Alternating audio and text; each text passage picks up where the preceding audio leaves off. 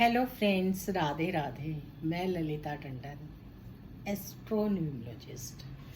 आप सबको मेरा प्यार भरा नमस्कार। स्वागत है आपका क्या कहते हैं आपके नंबर में। आज हम चर्चा करेंगे दान की महिमा पर। दान क्यों करना चाहिए और दान से हमें कितना लाभ मिलता है। और दान हमारे पुराणों में बताया गया है कि इससे उत्तम कुछ भी नहीं है। अगर हम अपने शास्त्र पढ़ें तो उनमें वर्णन है कि दान की बहुत महिमा है। और कलयुग में तो दान ही एक ऐसी चीज़ है जिसको करने से हम मोक्ष, मुक्ति और अपने कर्मास को बहुत अच्छा बना सकते हैं, कष्टों को दूर कर सकते हैं, बीमारियों को दूर कर सकते हैं। दान के लिए भ्रम होता है लोगों में कि दान शायद से हम नहीं कर सकते या दान करने के लिए बहुत कुछ चाहिए होता है। अगर आप पढ़ें तो आपको पता चलेगा, तुलसीदास जी ने कहा है कि श्रुति भगवती में लिखा हुआ है कि रोज कुछ न कुछ दान करें। जैसे कि आप घर में खाना बनाते हैं तो एक चपाती दान करें या अपने हिस्से का ही कुछ दान कर दें। दान से बहुत लाभ होता है और बहुत हमारी ऐसी समस्याएं हैं जो इससे दूर हो जाती हैं और हमें और कुछ करने की ज़रूरत ही नहीं पड़ती। जब हम ज़्यादा भोग विलास में लिप्त होते हैं तभी रोगों का कारण बनता है, क्योंकि हमारा जो धन होता है उससे दान नहीं हुआ होता। हम सारा का सारा धन खुद ही भोग विलास में व्यतीत करते हैं। दान के 3 प्रकार बताए हैं शास्त्रों में जो बहुत ही अच्छे हैं और न जाने क्यों मुझे लगता है कि सबको पता होना चाहिए। आज का जो टाइम है उसमें इतना कुछ है।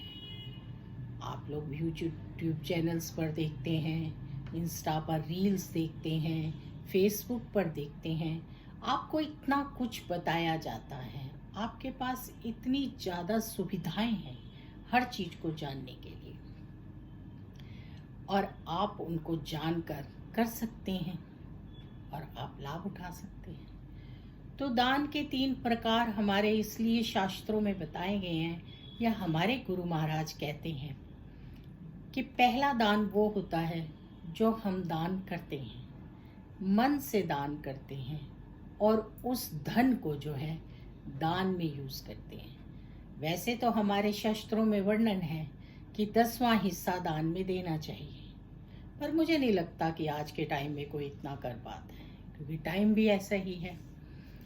पर फिर भी कोशिश करनी चाहिए।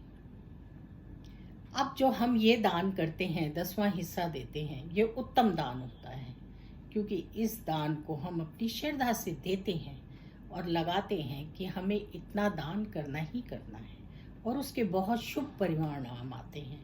घर में आर्थिक स्थिति बहुत स्ट्रांग होती है, सुख शांति रहती है और शुद्ध हुआ जब हम धन खाते हैं तो घर परिवार में सामंजस्य होता है, सब में आपस में प्यार होता है।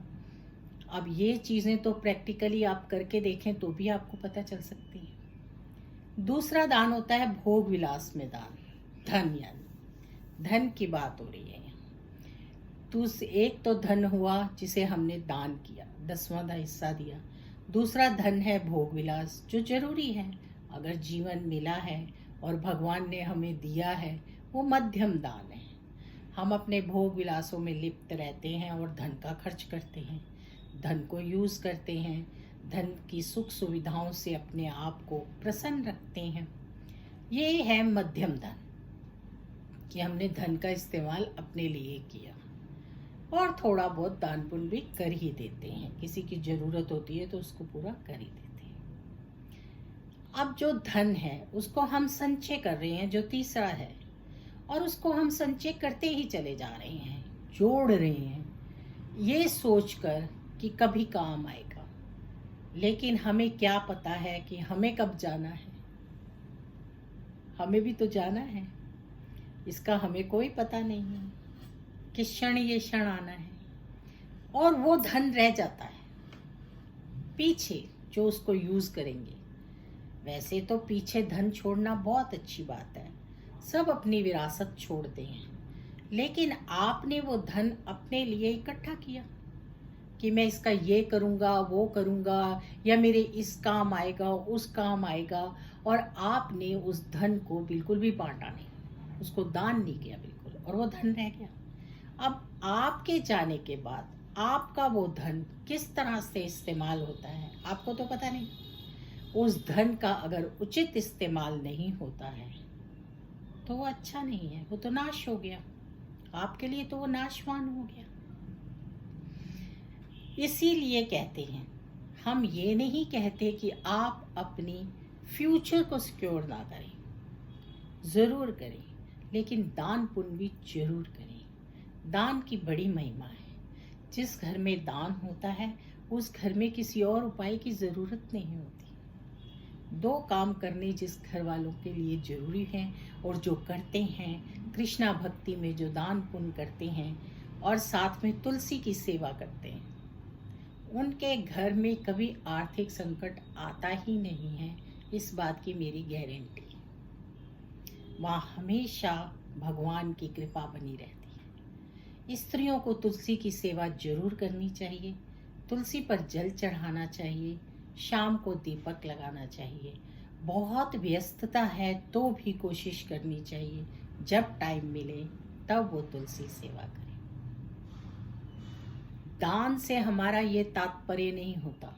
मैं अभी पीछे कथा सुन रही थी मुरारी बापू जी की, वो कथा में बता रहे थे कि आपके पास एक्सरसाइज के लिए टाइम नहीं है, योग के लिए टाइम नहीं है, तो कोई बात नहीं, आप अपनी भूख से कम खाएं, अपनी भूख से कम खाएं।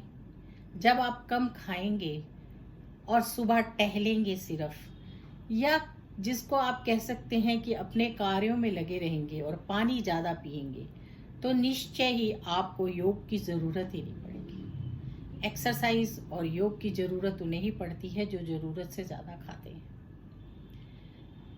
दान के लिए भगत प्रहलाद ने भगवान से ये कहा था कि मुझे दान नहीं, मुझे धन दौलत राज्य नहीं चाहिए, लेकिन हाँ, दीनहीनों को देखकर उनकी मैं दीनता को दूर कर सकूं, ये सब होना चाहिए। तो जी, जो निर्धन की सहायता करता है, जरूरतमंद को जरूरत पर समय पर दान देता है, या कह लीजिए उसकी मदद करता है, ये सबसे उत्तम लक्षण होते हैं जीवन के, जिन्हें हमें अपने जीवन में उतारने के बाद मुझे नहीं लगता कि फिर कुछ और करने की ज़रूरत है। तो दान की बड़ी महिमा है, आप लोगों को दान करना चाहिए।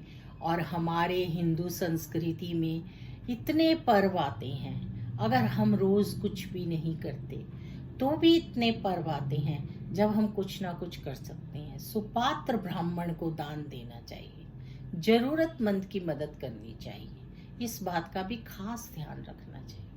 पात्रता शुद्ध नहीं होगी तो आपका दान जो है वो व्यर्थ चला जाएगा। पात्रता का ध्यान रखना भी बहुत जरूरी है। बच्चों से कुछ ना कुछ दिलाना बहुत जरूरी है।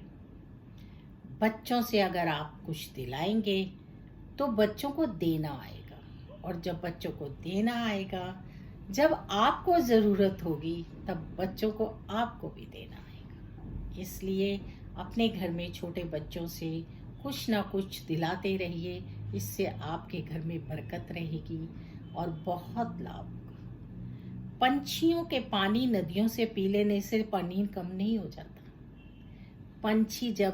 पक्षी नदियों से पानी पीते हैं तो पानी कभी कम नहीं होता। इसी तरह घर के अंदर भगवान की माँ अन्नपूर्णा की इतनी कृपा होती है, कुछ जरा सा निकल जाने पर वो बढ़ ही जाएगा, कम कभी नहीं होगा।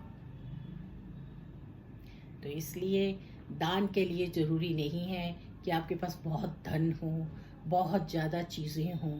रोज़ कुछ ना कुछ आप दान कर सकते हैं। कभी ब्रेड होती है, कभी बिस्किट होता है, कभी घर में चपाती होती है, ये सब चीज़ें आप दान कर सकते हैं। दान की बड़ी महिमा है। जिन लोगों को भी लगता है कि हमारी आर्थिक स्थिति अच्छी नहीं है, वो अपने हिस्से की आधी रोटी दान करें, फिर देखें कि उनके घर की आर्थिक स्थिति कैसे अच्छी होती चली जाएगी। तो मेरा आज का जो ये दान की महिमा के ऊपर आप लोगों से बात करना है, वो इसीलिए है क्योंकि हमारे यहाँ इतने सुंदर पर्व आते हैं जिन पर दान करने से उत्तम फल मिलते हैं। सोमावंती मस्या है, शनि जयंती है, आगे हाड़ी एकादशी यानी कि निर्जला एकादशी आ रही है, कभी हमारे यहाँ पूर्णिमा है, कभी हमारे यहाँ अमावस है। एक कटोरी आटा अमावस पर और एक कटोरी दाल या चावल दे देने से हमारे घर में बरकत होगी और हमें बहुत लाभ मिलेगा। लेकिन मैं फिर कहूँगी कि दान सुपात्र को दीजिए, सुपात्र को दान देने से बहुत लाभ मिलता है। कलयुग में दान की बहुत महत्ता है। शास्त्रों में भी दान के लिए इसीलिए इतना वर्णन है क्योंकि दान देने से न केवल आपका धन शुद्ध होता है, मन शुद्ध होता है, आपके घर का वातावरण शुद्ध होता है, बल्कि आपको मोक्ष की भी प्राप्त होती है और आपका इस जन्म का दिया हुआ दान पुण्य आपको आगे जाकर काम आता है। बाकी कुछ भी काम नहीं आने वाला है, सिर्फ यही काम आएगा। तो चलिए आज की चर्चा को यहीं ख़त्म करते हैं। अगर आपको वीडियो अच्छी लगे तो शेयर कीजिए। अगर आपको मेरी बात अच्छी लगे तो मेरे YouTube channel astrologer Lalita Tandon को लाइक कीजिए, सब्सक्राइब कीजिए और मेरे परिवार का हिस्सा बनिए। राधे राधे, जय श्री कृष्ण।